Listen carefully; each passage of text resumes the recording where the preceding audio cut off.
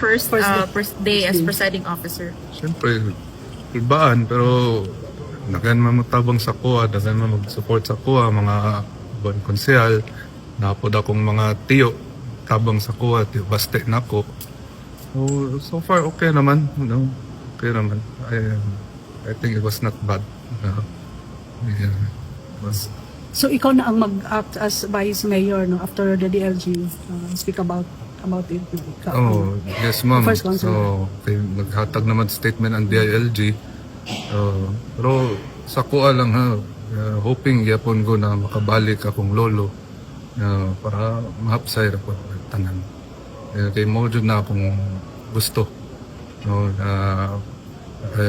as a presiding officer, akong lolo, ay si Tio Baste na ako, ni akong lolo, imong mayor.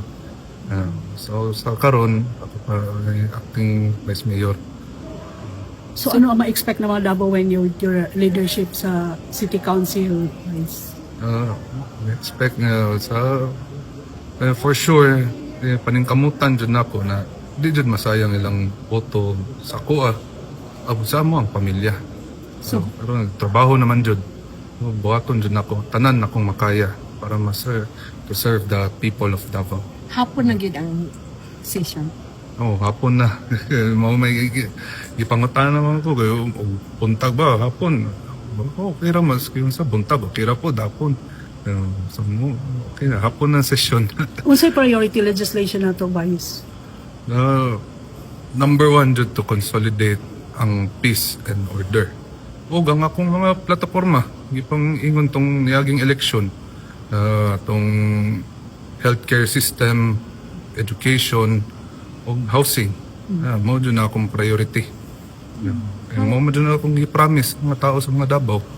Sir, ano yung plano sa committee niyo sa future generation in housing? Sa akong plano, karon dagaman ko plano para sa ilahat. Pero sa future generations na tanan sila ma-accommodate for housing o sa mga uban ako ng mga konsehal, abangan naman member man pod sila. Ganto. Sir, anong difference ng younger leadership ng Duterte sa council? Difference. Meron bang difference ang younger touch ng mga Duterte? Mas pogi siguro o mas mga kasawa ka pala. Okay, Thank you, sir.